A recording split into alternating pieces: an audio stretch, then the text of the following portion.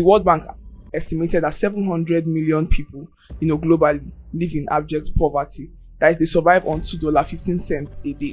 When you hear poverty, a lot of people just assume that, oh, I don't have money. But then it goes beyond that. Poverty is a global problem. Yes. If you walk on the streets now, you see a lot of people. Like, I legit see people and I'm like, how are you surviving?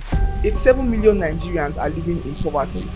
You see that the number of graduates in quotes that are roaming the streets with brown envelopes. It is very alarming, because imagine going to school for like, say, 5-6 years, and then you come out, nothing to show for it. And then they wish you luck in the labor market, which already sounds like a curse. Sub-Saharan Africa and Latin America have it worse. Yeah. Why? Like, why do we, when we are talking about issues affecting, the world, Sub-Saharan Africa always have it worse? When a government that is meant to show the citizens that, yes, we are here to serve you, is in chaos, how do you expect these people to be in? Remember the time that they said snakes swallowed how many million? No like, accountability system is it that you all. don't rate the people that you're talking to? Crocodile swallowed this, snake swallowed this. The thing is, when you are poor, you're already at a disadvantage already. Like, just being poor alone is a disadvantage. Welcome to the Timeline Show.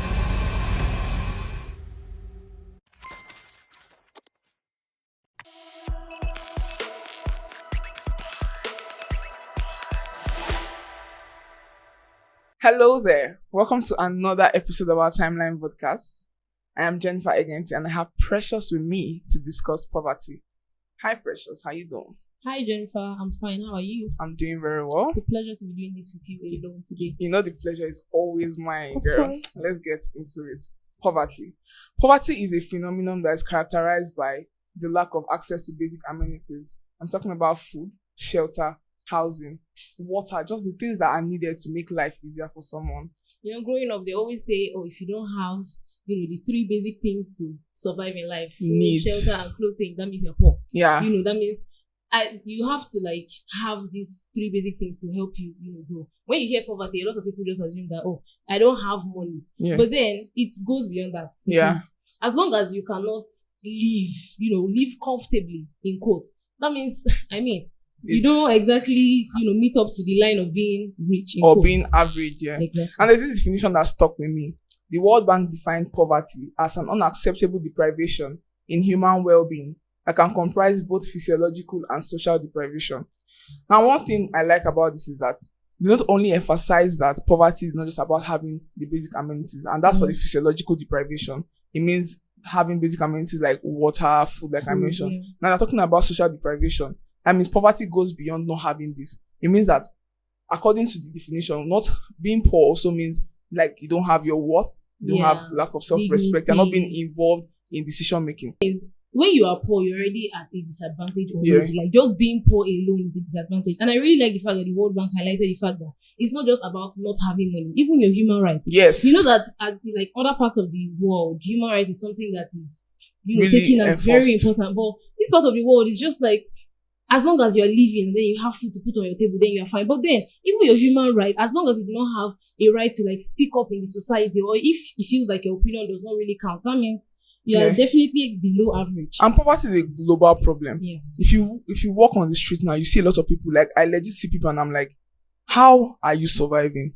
Because in Nigeria, when things were, I would say fairly okay, people were still struggling. And now that things have gotten hard, like, how are they even coping? People that it's like from hand to mouth, like they walk and then whatever they get that day is what they used to Walking eat. like an elephant and eating like an ant. Now, the World Bank estimated that 700 million people, globally live in abject poverty. That is, they survive on $2.15 a day, according to the purchasing power, which means as at now, $2 is 3,200. I was about to say that, because what is the exchange rate between the dollar and naira right now? And as at then, dollar was probably like 400, 500, it kept going up. But now that it's 1,006 thereabout, things have also gotten, the prices have also increased in the country. Of course. So that too, for someone that has a family, some people even have family of 5, and there are even of 6. people that spend lesser than that. Then we have black tax, like you're sending money home and you're surviving on that in a day. You see that? Means poverty is like a big deal. Then we come down to Nigeria. 38.9%, that's the poverty rate. Yeah, in the whole world. Exactly. And then 87 million Nigerians are living in poverty. These poverty statistics not only, like, it affects a lot of people, but the sub-Saharan Africa and Latin America have it the worst. Why? Like, why do we, when we are talking about issues affecting, the world, Sub-Saharan Africa always have it worse? I honestly wonder why, because when you hear stuff like out of school children, child trafficking, human trafficking, you just hear Sub-Saharan Africa, and it makes me want to ask, what exactly are we doing? Because I can't exactly say, it's the government, because most of the time, most of these issues, the individuals have a role to play as well. We always do. Exactly. What exactly is the problem? If we're speaking about the causes, then we should not even, we have to say unemployment, because when you check around, especially in Nigeria, when you check around, you see that the number of graduates, in quotes, are roaming the streets with brown envelopes. It is very alarming, because imagine going to school for say 5-6 years, and then you come out, nothing to show for it. And then they wish you luck in the labor market, which already sounds like a curse. Wishing you luck in the labor market sounds like a threat, because it is just assumed that, as you are going there to struggle and suffer. And I promise that it's not even supposed to be that way at all. Unemployment is something that really, it is getting under our skins, if I can say so. People have died looking for jobs. Of course. Like the stampede. And the thing is, okay, you're going to look for a job. The specifications they need for that job, the experiences they are showing you. I just got out of school. Where am I going to get 4 years experience for this? Exactly. My only experience was in school.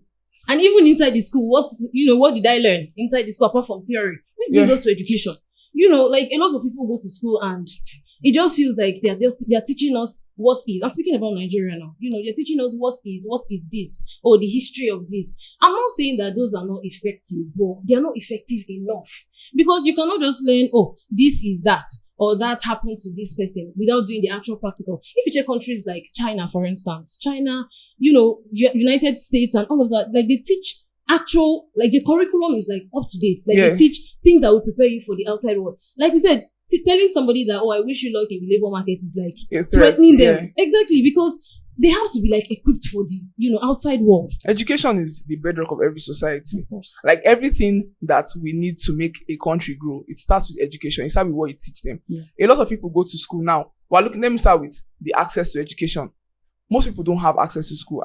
During a research for out of school children, I saw that 10 million children out of school. Yes. Globally, you see a lot of illiterates. You see a lot of people that did not finish school. In Nigeria here, a lot of people are not going to school. You are walking around, you are seeing during school hours, children are out of school, even adults. You see them trying to do conductors and stuff. And now we're looking at the fact that they cannot even get access to school. Those that are in school, like you mentioned, what are they being taught? The curriculum, are they up to date? Can it stand the test of time? You have a degree. If you use that degree and go outside, you want to work in a tech company. Yeah. Can you work with it? You're learning computer science. You're learning something that maybe they're teaching you the basics. Yeah. Some of them now, they actually have to seek outside help. Of course. They have to learn it afresh. What they know, what they are being taught is not exactly the best. It's not up to par with what if you bring now robotics company into Nigeria, and you tell someone that studied AI, do they even study artificial intelligence? Computer science, you tell them to come and actually do something on it. They don't know. Because the curriculum, because it's even some schools are doing their best, some schools are trying, they are teaching, they're actually following up, but majority, a significant number of them don't have curriculums that are up to date, that can stand the test of time. Because it's just theories that were being taught. I studied mass communication for almost 6 years, because of the strike, and I did not even enter the radio station once. Why? Anytime we go there, it's always the server is bad, or something just happened to something. No practical at all. And then they would expect you to know about it when you're outside school. Of course, because they believe that they've taught you the practical already. And, to revert back to when we're talking about unemployment, let's even talk about underemployment. You have a job, but what is that job doing for you? Is that job covering? Because normally, as a person, your job should have security, should have job security. Of course. Not the one that you just come to work and then they're not even, you tell you sorry, the door is closed. You should have insurance. Yeah. A lot of Nigerians now buy insurance. A lot of people, abroad, they practice insurance scheme, health insurance, life insurance. But your job should give you insurance, because the money, you see them work long hours and earn little pay. This little pay is going into things that your job should have actually covered. You're looking at health insurance, you're looking at, basic maybe monthly or bi-monthly, they give you food, they give you things to actually make life easy for you. But is it being done? Now, there have been global reduction in poverty. Yeah. People governments have been working hard, there have been global collaborations and all. But 3 years worth of progress went down because of a cause, yeah. the pandemic, COVID-19. Now, due to the COVID-19, a lot of measures put in place, yes, to prevent the disease from actually taking over. It caused wide loss of Yeah, jobs. kept people at home. People were at home. People that depend on what they earn They daily, could not even go to work. they at could all. not go to work. Yeah. People that could actually go to work, they were earning very little. Because, I mean, do you have a choice? That's what your employer will tell you. Do you Of have course, a choice? because You can stay home if you don't want to come. Because People they know will that actually there's always come. somebody for your job. Yeah. Of And then course. you see that even those that were not even, that depended on, like, coming, like people in the healthcare system that actually has to go to work. They Yeah. were working long hours, reduced pay, without anything, like any health benefit covering them. Yeah, the COVID-19 was something that really affected like everybody, because I mean the measures were put in place to make sure that we don't, contract the disease, but it really affected us. Yes. It really shook us. Like it really shook us a big deal, because like other countries actually went through it, but I feel like in this part of the country where we are still, I don't know if to say underdeveloped or developing, we really bore the brunt, because now people could not even go to work. At least in other countries, you could hear, you can work remotely, you can just make calls and then the work goes on. But now people lost, a whole lot of people were laid off. Normally you're working and then you're not even really seeing the reward. You cannot exactly even put food on your table. So imagine now when you don't even have a job at all. And it even disrupted global chain. Of course. We're talking about people that actually depend on what comes into the country, exporting, importing. And borders were closed. People could no longer go to work. People had to stay at home. Imagine someone that, I think I remember that time in Lagos State where they would say foodstuff markets will open on Wednesday. Yes. Then I think provision or something will open on another Thursday. On Thursday, what am I supposed to do? Like, I'm waiting for the money that I get daily to Of survive. course.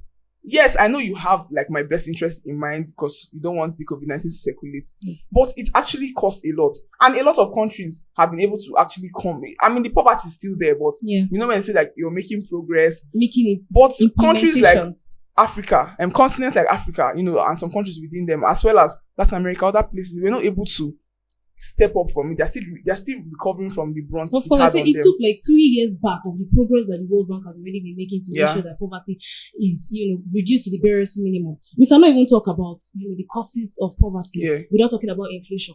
The economic turnout and, how things have been recently. We cannot say that, in Nigeria, for instance now, the hike in the price of things, it is a reason to cry. I went to the market like a few weeks back, and then they told this woman the price of tomatoes, and she was shocked because it's more or less like the price increases by day. Imagine earning as little as 20,000 naira per month, and then it's probably, just helping your family a little. And then now you cannot even afford food stuff at all. The woman legit almost cried in the market because the rate of things, like the price of things were very expensive, outrageously expensive. And I was wondering, how do people survive? How do people survive? Yeah. When you look at your picture throwback, you see growth.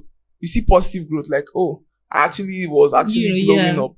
But when you look at the prices of things, it's like a major decline. Inflation. Yeah. They removed fuel subsidy when prices of fuel skyrocketed. A lot of people cannot afford the base. Because when I went to the market, I was like, Oga, how is dollar? Because they will tell you it's dollar that increased. Yeah. How is this affecting crayfish? And then he said, don't you know that the fuel, when they have to fuel tanker, ask them how much they use on fuel tanker. And they will tell you everything is linking back to something that was changed, that was not there before. Inflation is like a huge problem, something that, because people could not afford it before, like you mentioned. How are they doing it now? Then political instability is another cause. When a government that is meant to show the citizens that, yes, we're here to serve you, is in chaos, how do you expect these people to be in? Because I think they say when elephants play, it's the grass that feels it. The grass is the so sofa. When the government is in chaos, there's a lot of corruption going on. There's no accountability to go. They will tell you they gave out money for this, and the money is not being seen. You donated money for education, but the education system is still in shambles. Exactly, it's the same way that it was before. Remember the time that they said snakes swallowed how many million? System. Is it that you don't rate the people that you're talking to? Really? Because crocodile swallowed this, snake swallowed this. This money, like, these are actual people taxes. So these are people money that's actually going into things that you're telling me that the part of the office got raised, part of the office where the financial records are in. Investors are pulling out. And investors pulling out is not just okay, they are going. Yeah. They are going, they are leaving their business. People that were working there, the Nigerians that are working there, people that are working there. Needs to be laid off. And political instability, corruption, bad governance, no enforcement of laws, the rule of law, showing the supremacy of the constitution is not being enforced. People get away with crimes. And I feel like that's the point. That's the part where a lot of Nigerians get very agitated because, during election period, they're always like promising very nice things. Like it's not even a bad thing to promise a better future for people, but if you know that you cannot do it, why promise? Exactly. Because I feel like a lot of people will just be content hearing that I cannot do this for you, than hearing that, I will do this and after some years this will happen and that will happen. You will do this thing, but it will take time. Like rate them now, tell them you will do this thing. Exactly, and tell them that these are the steps that it will take for me to do this and whatever. At least people will know and be aware. But here it just feels like we are just hearing words and like nothing is being done. It's actually a real problem. It is. But we'll be going on a break now. When we come back, we'll discuss more about poverty. So stay with us.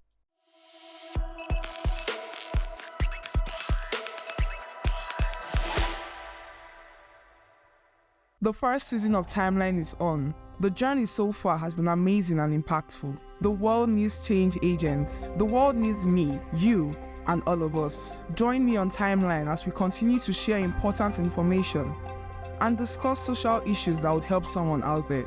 Let's continue to advocate for critical changes on issues affecting our world today. And together, amplify messages that provide answers to burning questions. Our journey continues as we create awareness and promote shifts in health matters and other social issues that will alleviate personal and communal struggles, guided by international laws and best practices. Join me on Timeline exactly 7 p.m. every Friday on Youth Network's YouTube channel. Subscribe, like, and turn on the notification button. You can become an agent of positive change by dropping your comments in any of our episodes as a contributor or as a professional. Join the conversation respectfully.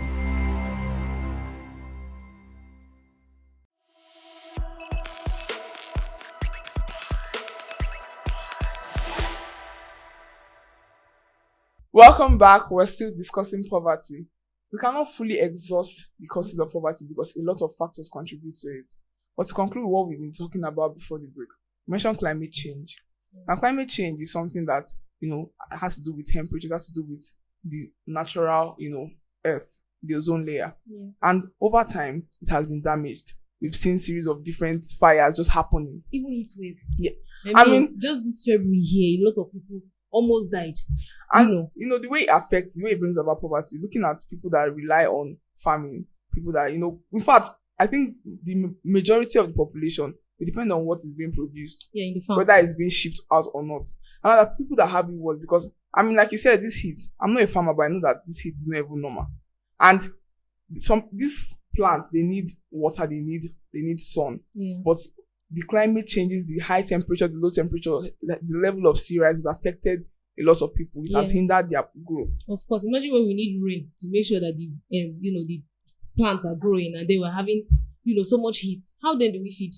And this climate change, now this temperature, the temperature problem, the high rise affecting farmers. But then that's not just the only thing that affects farmers too. Because this one is caused by, ozone layer depletion and everything. Yeah. How about the man-made disaster known as insecurity? Insecurity has been something that has been going on for a long time. It has affected a lot of people. Yeah. But we're still on topic of farmers. We've heard of the farmer and the herders clash that's been happening. Where people say, okay, the cows are trampling on their products and everything. The farmers and the herders they are fighting each other. Yeah, people don't How safe do you think they would feel to go into their farm and go back to the farm? Exactly. We have commercial farmers, we have subsistence farmers. These are people that farm for their families. Yeah. But you're having problems with people that are trying to feed their own livestock.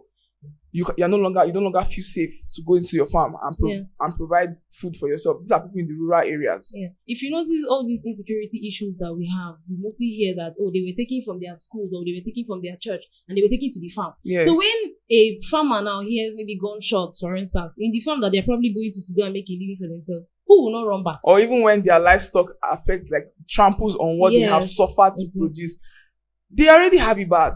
The rural areas already have problems. Like whenever they mention that continents are having issues, they say underdeveloping continents like Sub-Saharan Africa. But inside that Sub-Saharan Africa, we also have people that have it worse. Yeah. And those people are in the rural areas. they are trying their best to survive. They are not delving into crime. They are doing the little they can do. Yeah. But we have issues like these insecurities There's even affecting making them. them shy away from the whole process. Then looking into another part of insecurity, the destruction of infrastructures. People can no longer go out. There are curfews from morning to night. People that depend on their daily wages, how do they do it? People that go to work, that teachers no longer go to school. Nobody goes out again because you are not even sure you can come back home safely. Exactly. You're not even sure you'll be alive. You remember the issue of the Chibok girls, that time where the issue just, went, like, spread like wildfire. Everybody was scared. In Lagos, a lot of people were coming back home. Like, they were in fear, going to work, coming back, anything. Even if you wanted to just step out of your neighborhood, people were living in fear. And with the way it's happened, they have every right to live in fear because it happened in broad daylight. It didn't come in the night and take them. The insecurity is so bad that there's not enough protection for these people. Yeah. In the northern area, they've had series of bombings, they've had series of, kidnapping, and nobody comes back the same. There's nobody that has been kidnapped that comes back and be like, oh, I will recommend. Exactly. And it's like, these are the issues, like, these are the things that are happening. It's fuels poverty because people now, they're like, okay, I can't go to work anymore. Even, you're not even sure that when you go to work, people you left at home, you'll meet them safe. So insecurity has always, like, it's always going to be a problem if we don't, tackle it at the root of it. Now, the effect that poverty has, like, poverty is already an effect on its own, but poverty has effects on people, on society. Most importantly, on people. Looking at, you cannot feed. You don't have money to eat. You don't have money to access basic things. I said at the beginning of this podcast that you being poor alone, you're already at a disadvantage because you don't even have access to, like, the basic amenities of life. Say food, shelter. A lot of people, even when dollar was still, like, I think 600, a lot of people could not even feed properly. Imagine now. Like, people go through a lot. I was reading a story and the woman's son died and, it was asthma. And she, they asked her, this thing has already grown beyond, the normal. What happened? Did you not notice? And then she's like, I can't even feed myself and this boy. Am I supposed to start paying for? And you know how expensive these things can be. Yeah. So, like, the health impact that it has on people is a lot. Where you see that people have, like, they know that they're carriers of maybe very strong illnesses, but then they're like, I just have to focus more on eating first. There was a meme that was, like, circulating, I think sometime in 2020, and then they're like, no matter your problem, eat first. Just try it. Exactly. But then it is affecting our health. Yeah. Poverty is, like, a big deal. And then there's increased crime rates. Now, don't even get me wrong. Just because there's poverty does not mean that you should dabble into crime. Yeah. Because there are lots of people that even as life is giving it to them tough, they're actually trying to make lemonades out of their lemons. So you don't even tell me that, yes, because I'm poor, I would delve into kidnapping. No, jail is waiting for you. Like, if you try it, you're going to jail straight. You are going to jail. So we see increased crime rate, we see hunger, malnutrition, increase in a lot of problems. Like I told you, that poverty has always been connected with a lot of problems we have. But how do we solve these issues? Like, what are the strategies? What strategies can be implemented? Because a lot have been implemented so far, but we're not seeing the workings. Exactly. So it means that accountability will always be at the forefront of all of this. First off, when we talk about these pressing issues in the society, the first thing that anybody wants to mention is the government. The government should do this. I mean, the government actually has a role to play, but let's start from we as individuals. We have, like, a whole lot of role to play. We're talking about unemployment and underemployment. If you know that, okay, in Nigeria, for instance, we know how high things are. People cannot even commute to work anymore because of, they're trying to, like, feed. If you know that you have, a subsidized rate of making sure that your staff can go to work maybe twice a week or something, just make sure that make life easy for them. Because it is not easy for anyone anywhere. First of the individuals, whether you're a staff or whatever, or an employer, make sure that you're making life easy for somebody else out there. If you have jobs, offer it to people on the streets. And it's not just any type of job. We're talking about decent work. Exactly. They respect their human dignity. Exactly. Because poverty is not only limited to lack of basic amenities. It's also about restoring, like, people don't have even their self-worth. Like, I remember that a governor in one of the states in Nigeria, when he was doing his own manifesto thingy, and that they walk from, like, stall to stall, they go to the market, and then the person took a picture with a woman selling corn by the roadside, and it was on Twitter, and the lady said, somebody just commented and said, are you supposed to be buying corn from her as a way to show yourself as somebody that cares about the society? How about taking these people away from the streets and making sure that they have, good jobs to fend for their family? Because how much corn can you sell in a day? Exactly. I mean, the Director General of the International Labour Organization said Ending poverty and promoting decent work are two sides of the same coin. Decent work is both the major instrument to make development happen and also, in effect, the central objective of sustainable development. Now we have an SDG goal, Sustainable Development Goal, and the first It is out number of one. it, because these goals are what we intend to achieve before 2030. They bring out the problems that globally we're facing, and then they try to bring out solutions as well. And number one is no poverty. In fact, we have a day dedicated to eradicating poverty, 17th October.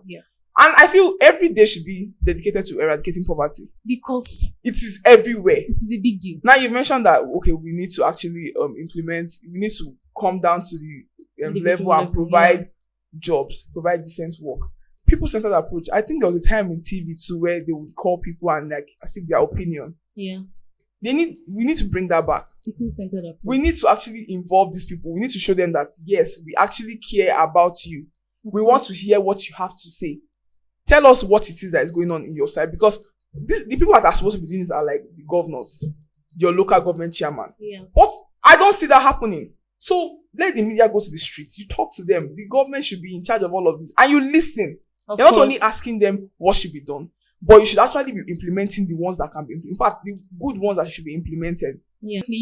Earlier I highlighted the fact that other developed countries used to make sure they are very, very invested in the educational system of their country. I feel like that is what Nigeria should draw a blueprint basically to make sure that, we're doing this, but as a result of this should be done as well. Because you cannot say, you want everybody to go to school, but then everybody is going to school to learn something of 2010 or something of 2019. Make sure that every graduate has something to sell to the market. You cannot just say, everybody, let me say 900 people study computer science, and then all of them do not have anything to offer to the society. Then even on the matter of insecurity as a cause, the government should enforce the laws. They should enforce the constitution. If you are caught, because a lot of them, they take them to jail, and next thing they are doing amnesty on them and all. We are trying to rehabilitate them. Yes, that's a good idea, but you should actually put more effort, put a lot of military personnel on the road, try and make everywhere safe for these people so they can actually go to work, go to their jobs. And now the World Bank also recommended some, strategies to help in reducing poverty. They said policy articulation. You mentioned that earlier, you explained it earlier, talking about your manifesto. Yes, promise people whatever I want to promise them, but make sure it's attainable. Yeah. Because it's not just come to tell them I would clear the road, I will make sure the whole world is white. Exactly. No, we know that, yes, it's possible that the whole world can be white, but is it feasible? At that moment. Do it one step at a time. Don't give them things that you just feel like will sway them in your direction and then you don't articulate them properly. They also mentioned data deep dive. Make sure that whatever you're doing has targeted intervention towards these areas. You're looking at getting data on what's happening. These people have this problem. How many of them? It will help in tailoring your interventions towards to the right direction. And then preparedness. During the COVID-19, what helped a lot of people was they had, they were prepared. And then some people, the problem they had was that they did not have enough amenities, they don't have enough resources for this. So when they are investing in preparedness, you are prepared for things like this. Now, during, I was researching on malaria one time, and I saw that Cabo Verde was, certified malaria free. And one added benefit to this is that the facilities they used, in eradicating malaria, they can use this for other mosquito-borne diseases. Those are the things. Now that the COVID-19 has happened, we have ventilators. I'm sure some countries don't even have that. True. So you have all of this on standby. You have resources, earmark funds that can be used for issues like this, so that when it happens again, you will not have to start taking from funds that should have been used to provide for the citizens and then you need to take care of something that should have been avoided. I think it should be highlighted that preparing for, future chaos or, future conflicts does not mean that you are expecting it. Yeah. It just means that it can happen at any time. Nobody was expecting the COVID. At all. Nobody expected that something like that would keep us at home for more than a year, almost a year rather. But a lot of countries prepared for it. You prepared beforehand, and then they were able to, make sure that things went back to normal before a very short time. Also, speaking of the solutions, people-centered development. Yeah. You said that earlier, but I feel like that should be hammered on, because you cannot just say, I feel like I should do this. This should be better for the people. What about what the people want? Yeah. Make your, citizens make sure that they feel like they are heard, they are being heard, they are being loved by the government. The government for the people, by the people. So you need to actually involve them. Exactly. Yeah, and then see that all these issues, all these problems that are happening, when the government collaborates with international, bodies, the World Bank has really started paying attention to this. A lot of people are paying attention to this. You collaborate. No man is an island. You work with them. Use their resources. They use your own resources. They help you to, because I think To even during make it easier. one of the problems, the insecurity problem we had, we actually we used the help of the CNN, I think, to investigate these issues. So when we internationally like collaborate with these people, it actually help in reducing, the rate of poverty, in Nigeria. And this is where, we wrap up our conversation for, on poverty. Poverty is a problem. It's a problem that requires a multifaceted approach. Individuals should work hard. Government should actually do their own best. International bodies too should pay attention to this, so that by 2030 we'll be able to achieve the goal of no poverty. No problem in Nigeria, no poverty globally, as well as getting rid of issues that would lead up to it. Because if you solve the problem of poverty, you also solve a lot of problems that are interconnected with poverty. Well, I'm sure you enjoyed this conversation because I did that too. Yeah. Well, don't forget to follow us on our social media platform at Healed Network. I'm Jennifer again too. And I am Precious Jacob. I'll be seeing you soon. Bye.